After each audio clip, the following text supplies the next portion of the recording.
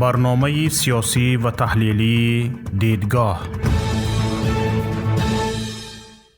السلام علیکم و رحمت الله و برکاته. تماشابینان محترم ما،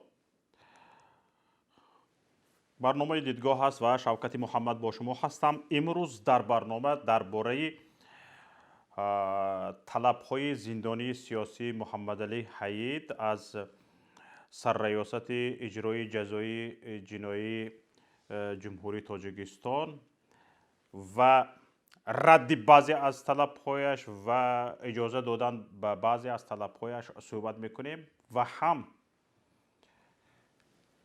اینجا به چند چیزهای دیگر اشاره میکنیم که مهم هستند و در دوام برنامه خواهید دانست. حالا شما تماشابینان عزیز اگر به شبکه یوتیوبی پیام تیوی آبونه نیستید حتما آبونه شوید که بهترین برنامه های ویدیویی، بهترین برنامه های رادیویی ما در شبکه یوتیوب گذاشته می شود و پیشکش شما می گردد که حتما امیدواریم به شما پسند می شود. لطفاً آبونه شوید و لطفاً تگمه لایک را پخش کنید و تگمه زنگوله را نیز پخش کردن از یادتان فراموش نشود. حالا برنامه را آغاز می کنیم.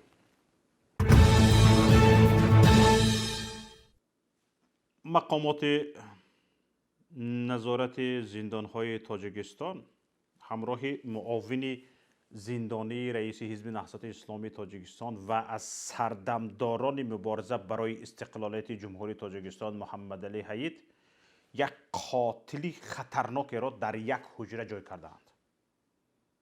در حجره که محمد علی حید ادای جزا میکند در آنجا یک قاتل خطرناک کریشش زدگی را برده ماندند. این قاتل طبق گفته همسری محمد علی حید همیشه کوشش میکرده است یک با بهانه می آورده است، با هر بهانه کوشش میکرده است که در اونجا یک نزاع برخیزد. گویا که کسی به او فرموده است که حتما با محمد علی حید نزاع برمیخیزانی. گویا که وظیفه دار است. این خبر از کجا؟ محمد علی حید روز 22 می ضمن ملاقات با خانواده‌اش در بازداشتگاه رقم 1 دوشنبه که در نیم سال یک بار برگزار می شود از زوجش خواست است 3 درخواست او را به مسئولان زندانی ها رساند. به مسئولان زندان. همسر محمد علی حید سورنیسا جورابیکووا گفته است که روز 29 می 3 عرض و درخواست شوهرش را به منصور جان عمروف سردار سرریاست اجرای جزای جنایی وزارت عدلیه رسانده است. 3 عرض و درخواست. اما منصور جان عمروف 2 درخواست اساسی محمد علی حید را رد کرده تنها اجرای درخواست یک درخواستش را وعده کرده است. رادیوی آزادی این خبر را نشر کرد. گفته های همسر محمد علی حید را از رادیوی آزادی خوندیم که در اونجا همسر محمد علی حید میگوید طبق آنه که محمد علی حید به همسرش گفته است در یک اتاق با زندانی گناهکار در کشتار چند زن محمد علی حید را نگاه می داشتند. محمد علی حید تاکید کرده است که این زندانی زود آب تشناب را بند می کند و یا توطئه های دیگر را به راه می اندازد تا محمد علی حید عصبی شده واکنش تند نشان دهد. وقتی که عصبی شده واکنش تند نشان می دهی جنگ و جنجال می شود، باز جزای علاوگی می گیری در داخل زندان. و اینه که ادای جزا کار ایستادی این کم نیست. باز مهلت 10 روز است، 15 روز است، باز جزای علاوگی می گیری. برای همین این شخصی قاتل چندین زنها را، یک شخصی بدخشمی وی را برده ҳамроҳи муҳаммадалӣ ҳаид мондаанд дар як утоқ. муҳаммадалӣ ҳаид муовини зиндонии раиси ҳизби наҳсати исломии Тоҷикистон аз маъмурони зиндон хоҳиш кардааст ки ӯро ба зиндониёни дигар бипайвандад. аз ҷумла агар бо Саидумар Ҳусайнӣ ҳамроҳ мекарданд хуб мешуд. ҳамсари муҳаммадалӣ ҳаид ба радиои Озодӣ гуфтааст ки масъулони зиндон радио ва чойники обҷӯшонии муҳаммадалӣ ҳаидро гирифта бозпас надодаанд. масъулони зиндон гуфтаанд муҳаммадалӣ ҳаид радиои Озодиро гӯш мекунад ва аз ин рӯ дастгоҳашро, яъне ҳамин радиоашро мусодира карданд. радиоро ба хотири чӣ мусодира карданд? Ба хотири он ки муҳаммадалӣ ҳаид радиои Озодӣ гӯш мекардааст. ба ҳамин хотир ҳамсари акаи муҳаммадалӣ мегӯяд ки рӯзи шанбе арзу шикояту дархостҳои шавҳарашро ба Мансурҷон Умаров, раиси идораи зиндонҳо расондааст. Мансурҷон Умаров дархостҳоро гӯш карда чӣ гуфтааст? дутаашро рад кардааст, яктиашро пазируфтааст. яктиаш чӣ? ҳамун чойник.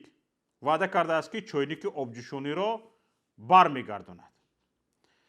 дар мавриди радио гуфтааст ки дар долонҳои зиндон баландгӯякҳои радио фаъоланд.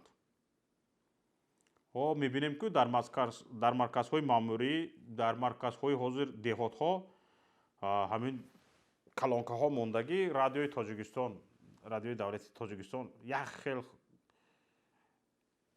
гӯши одамро ба қомат оварда хонда меистад. пешво пешво пешво гуфта. ҳамун радиои пешвогӯяк бас будааст. гуфтааст ки ҳамонро гӯш кунад кофӣ аст.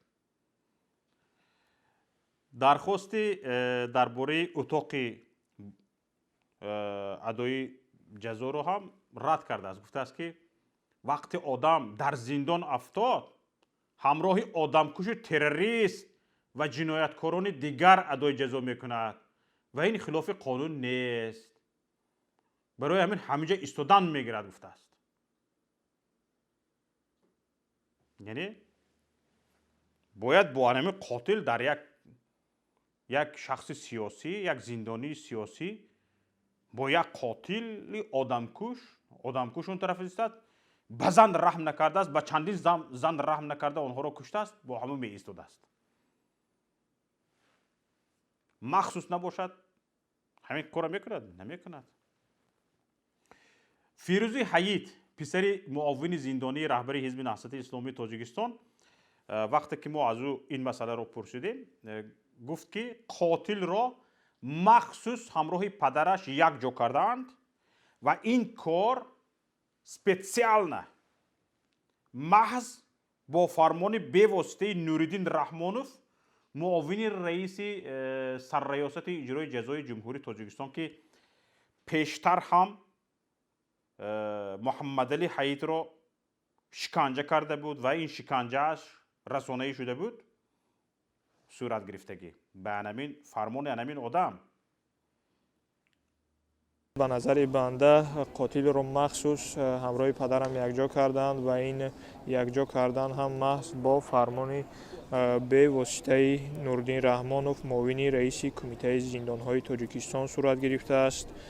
худи падарам низ дар суҳбат бо наздикон ин нуктаро таъкид карданд ва ба назари ман ва ба назари худи падарам Нуриддин Раҳмонов бо ин амалаш мехоҳад аз дур истода фишори равонӣ эҷод кунад. чаро аз дур истода? инҷо суол пайдо мешавад ки чаро аз дур истода? чун баъди хабари шиканҷа шудани падарам аз ҷониби Нуриддин Раҳмонов, дигар Нуриддин Раҳмонов иҷозаи назди падарам ворид шуданро надоштааст ва ӯ маҳз ба ҳамин хотир аз дур истода як чунин монеаҳоро эҷод мекунад. падарам дар мулоқот бо наздикон гуфтанд ки вақте қотилро ҳамроҳи ӯ ҷо карданд, ин қотил баъзе мушкилиҳо, баъзе тавтеҳоро эҷод мекардааст. Бо ин амалашон мехостааст ки падарам асабонӣ шуда ягон кори ҷавобӣ ё ягон гапи ҷавобӣ гӯяд. Дар аввал вақте ки падарам талаб намудааст ки он қотилро ба дигар ҷо кушонанд, Нуруддин Раҳмонов дар ин ҷо ҳам монеа эҷод кардааст. Гуфтааст ки ин қотилро ба ҷои дигар накушонед. Вале ки мушкилҳо ки аз ҳад зиёд шудаанд ба ин қотил мушкилҳои зиёдро эҷод кардааст ва падарам ҳам истодагарӣ кардааст. Ин қотилро ба як камераи дигар кушонданд. Падарам боз таъкид карданд ки чун худашон зиндонии сиёсӣ ҳастанд, Саидумар Ҳусайнӣ зиндонии сиёсии дигарро ба ӯ ҷо кунанд, чун аз дасти ин нафарон метавонад ҳар коре ояд ва бо падарам боз ягон қотили дигарро ҷой кунанд. Дар масъалаи имкони вуқӯи ҳодисаи нохуш гуфтаниам ки ягон нафар, ягон фарзанд намехоҳад ки бо падараш, бо наздикаш ягон ҳодисаи нохуше рух диҳад. Вале медонем ки аз дасти як ида қотилу шиканҷагар ба мисли Нуруддин Раҳмонов ҳар кореро метавон аз дасти онҳо барояд ва ҳар кореро метавон интизор буд. Ҳамагон дар гузашта ёд дорем ки чӣ гуна дар зиндони ваҳдат зиндониён ваҳшиёна кушта шуда буданд. Ё соле ки падарам касали дил гирифта буд, 10 рӯз дар ҳолати вазнин қарор дошт. Бо фармони маҳз ҳамин Нуруддин Раҳмонов ягон дору ба падарам расонда нашуда буд ва яъне ин гуна монеаҳо эҷод карда буд. Гуфтаниам ки чун расонаҳои мустақил ва созмонҳои ҳуқуқи башар дастрасӣ ба зиндонҳоро надоранд, ҳар як метавон ҳар чизоро интизор буд дар зиндонҳо. Дар охири суханам гуфтаниам дар хитоб ба Нуруддин Раҳмонов ки ин дунё беҷавоб нест. Ҳар як шиканҷагар, ҳар як хатогӣ, ҳар як ваҳшоният дар назди қонун дер ё зуд ҷавоб хоҳад дод. То дер нашудааст аз ин монеаҳои эҷод карданҳо, аз ин фишорҳо, аз ин шиканҷаҳо даст бикашад. Ва дар охир талаб карданиам ки падари ман ва дигар зиндониёни сиёсӣ ки бегуноҳ равонаи зиндон шудаанд, ҳар чӣ зудтар озодашон кунанд ва то онҳо ба назди фарзандону наздиконашон баргарданд. Маҳмадалӣ Ҳаид, муовини раиси ҳизби наҳзати исломии Тоҷикистон, ки ҳоло ба ҳабси абад маҳкум шудааст, дар пайи ҳаводиси соли 2015 ки мақомот онро чун кӯшиши кӯдато аз ҷониби муовини вазири дифоъ Абдуҳалим Назарзода қаламдод карданд, боздошт шуд. 2015 додгоҳ паси дарҳои пӯшида баргузор шуд ва дар ин додгоҳ ҳизби наҳзати исломии Тоҷикистонро дар ҳамдастӣ бо Абдуҳалим Назарзода муттаҳам карданд ва аввал 13 узви раёсати олии ҳизби наҳзати исломии Тоҷикистон ва баъдан садҳо узви ин ҳизбро зиндонӣ кард. Маҳмадалӣ Ҳаид ва муовини аввали раиси ҳизби наҳзати исломии Тоҷикистон Саидумар Ҳусайнӣ ба ҳабси абад маҳкум шуданд. Маҳмадалӣ Ҳаид ва Саидумар Ҳусайнӣ. Мақомоти Тоҷикистон ҳамчунин дар ҳамин вақт, дар ҳамон шабу рӯз ҷумҳурии исломии Эронро дар даст доштан ва ҳимоят аз кӯдато худи Абдуҳалим Назарзодаро муттаҳам карданд ки бо ҳамдастии Эрон кӯдато кард ва ба Абдуҳалим Назарзода ҳинит шарик буд ва ба ҳамин хотир муовини якум, муовин ва дигар 13 узви раёсати олии ҳизби наҳзати исломии Тоҷикистонро ҳабс карданд. Муовини якум ва муовини раиси ҳизби наҳзати исломии Тоҷикистон ҳабси абад гирифтанд. ёдатон ҳаст чанд вақт пеш филми хиёнат, филми бисёрсерияги хиёнат баромадагӣ буд. Дар ҳамин филми бисёрсерияги ки мақомот این فیلم رو فیلم حجتی نامودگی بودن، شرم نداشته، بدونی هیچ حجت فیلم میبروریم میگوی که این فیلم حجتی است. در همان فیلم کشور ایران چون کشوری به همگان معلوم ذکر می شود. در گویش درباره ایران گپ زدن نشوند میگن کشوری به همه معلوم. در تشکیل گروه های تروریستی و کشتاری افراد بیگناه در تاجیکستان ایران متهم می شود. انا از همان وقت به نهایت مناسبت تاجیکستان با ایران کند می شود. از این بر وقترش کندشوی سرشدگی بود. سال 2013 دو سال پیش از این زمانی که خانواده رئیس جمهور امامعلی رحمان بیش از 3 میلیارد دلار صاحبکاری ایرانی بابک زنجانی را تصرف کرد، الکی مناسبت ها رو به سردی آورد. این فکر میکنید ایران با تاجیکستان مناسبتش رو بد کردن میخواست؟ نه، ایران پروایی نداشت، اهمیتی نمیداد، فقط تاجیکستان چی میکرد؟ اساسا از طرف تاجیکستان تقویت داده میشد. اکنون چرا این سردی ها به میان آمد؟ کارشناسان به این نظرند که با سرد کردن مناسبات و متهم کردن ایران در دخالت به امور داخلی تاجیکستان، رژیم امامعلی رحمان قضیه را از پولهای 3 میلیارد دلار بابک زنجانی کنار میبرد. طرف ایران وقتی که بابک زنجانی در رفتی بررسی پرونده هایش گفت که پولها در تاجیکستان هست، همون 3 میلیارد دلار. وقتی که خواست ایران از تاجیکستان طلب کند که 3 میلیارد دلار رو بازگردونید، تاجیکستان به هر چیز ایران رو متهم کرده، بخواست مناسبت ها رو ویران کند، تماما چی کند و همین خیل کار کند که ایران پولتی نگوید. مدت 2 سال دوام کرد. این کودتای گنرال نظرزاده رو کشف کرده برآمده. بیچاره نظرزاده و چند هممسلکانش رو به قوله در خونه هایشان کشتند، از سرتراشخانه قبضه برده کشتند، از مغازه قبضه برده کشتند، به دره رامود برآورده پرتافتند، چندین بمب ها رو زدن آنها رو از دره رامود گرفته آورده، گفتند او اینها که ما جنگ کردیم اینها رو کشتیم. یا بدونید همگان میدونن انا همین آدم رو از سرتراشخانه گرفته برده بودند. از سرتراشخانه قبضه میبرن، او در دره رامید از مرده یافت میشود. از نزد مسجد وقتی برآمدنش از نماز از مسجد قبضه گرفته میبرند، همگان میدونند، اهل همین مسجد میدونند، مردهش همراهی گنرال نظرزاده از دره رامید پیدا میشود. همگان میدونند که کودتای ساخته مقامات قدرتی بود، دروغ بود، ساخته بود، کشفی سناریوی نهانی بود و سایمومین یتیموف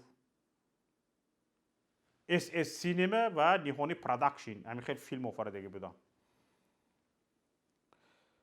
بعدی با ادعای مقامات کودتای نافرجام گنرال نظرزاده، اتهامات مقامات تاجیکستان به ایران بیشتر تندتر شد. اما این توکای دوام کرد. همین شب و روزها ایران پروا نداشت. همین خیلی ارغمچین را دراز پرتافته مونده بود. اینها چی که گویند گفتم میگرفتن هر روز. کشوری به همه معلوم، ضد تاجیکستان تروریست تیار میکند و چند بیچاره زندانی را از داخل زندان میبرآوردند، با آنها گپ رو نوشته میگفتن این را بخوان، نمیخوانی حالت در داخل زندان بد میشود. بیچاره خوانده میدادند، جانشان را برای خلاص کردند. اکو ببینید بعد تیزیتون شدن وضعیت مرز با قرغیزستان، رژیم امامعلی رحمان یک بار فهمید که به یادش زد که جمهوری اسلامی ایران همزبان همدین برادرش است. وقتی که وضعیت مرز با قرقیزستان بی‌ضبط شد، یک بار رژیم امامعلی رحمان رو به ایران و افغانستان آورد. فهمید که در سرحد او طرف سرحد یک کشوری همدین و همزبانش است. باز ایران یکی از کشورهای ابرقدرت همدین و همزبانش هست، هم فرهنگش است. در حال بعد از همین جنگ 2 روزه با قرقیزستان، وزیر دفاع تاجیکستان شیرعلی میرزا به ایران پرواز کرد. در حال با مقامات این کشور دیدار گفتگو کرد. صبح دیروز طبق اطلاع دفتر مطبوعاتی وزارت کارهای داخلی، هیئت رسمی جمهوری تاجیکستان با رهبری وزیر کارهای داخلی جمهوری تاجیکستان رمضان رحیمزاده به ایران رفتند. به ایران پرواز کردند. یک هیئت. رمضان رحیمزاده مؤلف فیلم خیانت،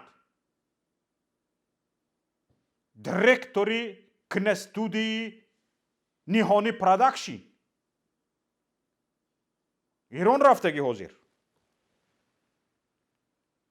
گفته می شود که در دایره این سفر واخوری هیئت تاجیکستان با رهبران والا مقام جمهوری اسلامی ایران وابسته به مسئله های همکاری دوجانبه در سمت امنیت، مبارزه بر ضد تروریسم و اکستریمیسم و دیگر مسئله های کاری در نظر است. انا خیل درماند، خیلی یادتون میزند. شرم نه، حیا نه، چی گفته بودم نه، من چی کار کرده بودم نه.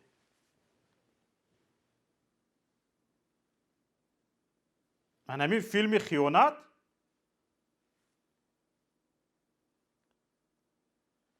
در فیلم خیانت ایران کشوری به همه معلوم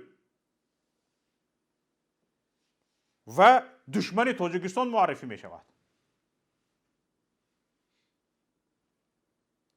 آخر همین روز نه یک اون طرفتر هم فکر کرده گپ زدن در کرده. امروز دیدید خودتون به گجا اومده رسید. میرفتید که پای مانده به سر میپریدید که. برای همین در مناسبت های دیپلماتی، در مناسبت های بین المللی بعضی چیزها هست که اینقدر آدم تنتک نمیشه.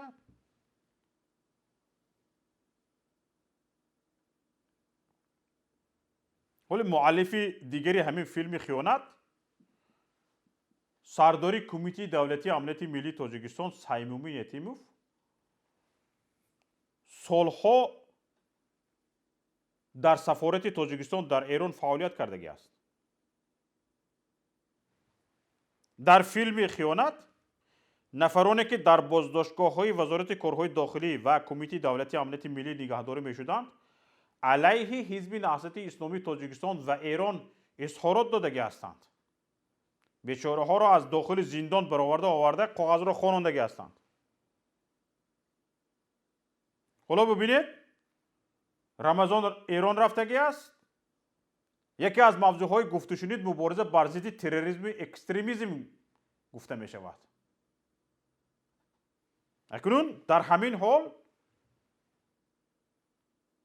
تاجیکستان حزب نهضت اسلامی تاجیکستان را تروریستی اعلان کرده است و همیشه پافشاری بر این دارد که این حزب از جانب ایران دستگیری و حمایت می شود. در همین گپتون استید چرا رفتید؟ انا دیگه گپ رو ببینید. در آستانه سفری رحیمزاده به ایران، رمضان رحیمزاده به ایران سفر کرد. نظامالدین زاهدی سابق نایب اولی وزیر امور خارجه تاجیکستان و حالا سفیر تاجیکستان در ایران میگوید که عضویت دائمی ایران در سازمان همکاری شانگهای از جمله نقشه های اساسی این سازمان می باشد. گپی زاهدی رو گوش کنید. زاهدی میگوید که من اولین شخصی بودم که عضویت ایران را به سازمان همکاری شانگهای پیشنهاد کردم، اما قرارها باید با رضایت همه کشورها قبول کرده شوند. عضویت ایران از جمله نقشه های سازمان همکاری شانگهای است و اگر کشورهای دیگر به قبول ایران آماده باشند، تاجیکستان نیز آماده خواهد بود. این خوشامدزنی، این بیرویی را دیدید؟ این گپ را زاهدی چخیل کرده گفت. زاهدی فراموش کردگی باشد، جهانیان فراموش نکردند. خبرها رسانه‌ای شدگی بودند که عضویت ایران در سازمان همکاری شانگهای قبلا با طلب تاجیکستان رد شده بود. وقتی نامزدی ایران به عضویت در سازمان همکاری شانگهای بررسی میشد، همه کشورهای عضو به قبول این جمهوری اسلامی، یعنی جمهوری اسلامی ایران، به سازمان رأی مثبت دادند، دست برداشتند، بجز تاجیکستان. تاجیکستان ضدیت کرد. رژیم امالی رحمان با سرسختی پافشاری کرد که ایران عضو سازمان همکاری شانگهای نشود. حالا اکنون سفیر تاجیکستان لاف میزند که عضویت ایران را زاهدی چی بود نامش؟ پیشنهاد کرده است و وزیران دفاع و داخلی تاجیکستان بعد این همه تهمت و بهتان ها دست پیش بر تهران رفتند.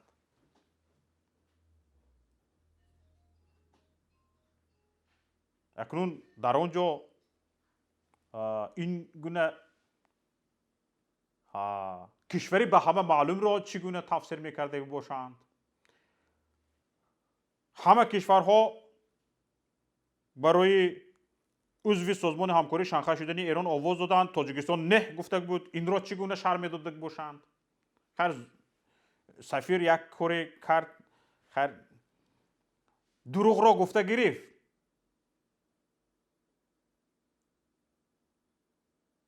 اما خیر بگذار، این بیروها آزاده همه کار میبرند، پوستشان غفص. اما محمد علی حییت معاون رئیس حزبی که با کمک گرفتن از ایران متهم می شود، از چوینیک و رادیویش محروم می شود و به نزدش با هدفهای نامعلومه قاتلی را جای می کنند که هر لحظه برایش توطئه ایجاد می کند. ایران کفیل صلح تاجیکان بود و محمد علی حییت عضو هیئت مذاکرات صلح. یا بدوگیرید. تماشاگران عزیز، این بود برنامه امروزه دیدگاه. با شما بودم شوکت محمد. همیشه سربلند و پیروز باشید و ما را پیگیری کنید.